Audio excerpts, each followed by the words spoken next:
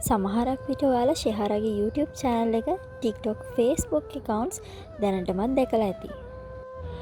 තම දියණිය, මව සහ සැමියා සමග ආරම්භ කරපු මේ channel එක අද වෙන විට ලංකාවේ බොහෝ දෙනා හඳුනන channel එකක් ලෙස පත් වෙලා තියෙනවා. ශිහාරාගේ YouTube channel එකට ගොස් බලන සෑම විටම ඇගේ වීඩියෝ වල බොහෝසේ මිනිස්සු බැනලා තියෙනවා. මොකද මේ මිනිස්සුන් බලාපොරොත්තු වෙන පෝස්ට් ජීවිතය ඇගේ channel එකෙන් ලැබෙන්නේ නැති නිසා.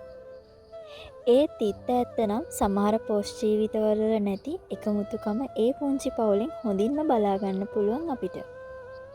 ශිහාරාගේ සැමියාත් මවත් දියණියත් ඇයව වැරෙන් අල්ලාගෙන සිටින නිසා ඇය කිසිම විදියකින් වැටුනේ නැහැ.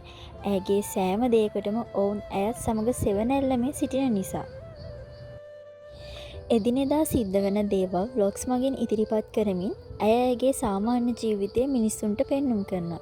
ඒ සියලුම දේට මිනිස්සුන් කතා කීවත් ඇය ඇගේ ගමන නිදහසේ යනවා. පවුලේ අයගේ අතහිත ඇතිව. එමෙන්ම YouTube එකේ මා දන්නා පමණින් ඇයට ප්‍රථම කවුරුත් සාමාන්‍ය රෝහලක බර්ත් ස්ටෝරි එකක් බෙදාගෙන තිබුණේ නැහැ. තිබ්බ හැම බර්ත් ස්ටෝරි එකක්ම පෞද්ගලික රෝහල් වල සිදුවෙච්ච ස්ටෝරි තමයි තිබුණේ. ඇය ඇගේ බර්ත් ස්ටෝරි එක බෙදා ගන්නවා තමන්ගේ channel එකේ. මා දන්නා පමණින් ඇගේ viral වුණු ප්‍රථම වීඩියෝ එක එය විය යුතුයි.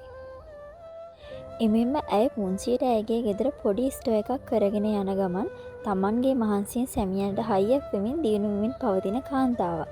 මිනිසුන් බොහෝ දේ පැවසුවත් කවදා හරි ඇයගේ දරුවාට තමන්ගේ අම්මා ගැන ආඩම්බරයක් ඇති වේවි. ඇය ගැන මේ වචන ස්වල්පය ලිවීමට හේතුව නම් නූතනයේ සමාජ මාධ්‍ය තුලින් මා දුටු උත්සාහවන්තම කාන්තාවන්ගෙන් ඇය එක් අයෙක් නිසා. ශිහාරාගේ අනාගතයට සුබ ප්‍රාර්ථනා එක් කරමින් මම මෙතනින් නවතිමි. මාව subscribe කරන්නත් අමතක කරන්න එපා. ඒ වගේම like එකක්, comment එකකුත් දාගෙන යන්න අමතක කරන්න එපා. ඔයාලට බොහොම ස්තුතියි. අදට ගිහින් එන්න.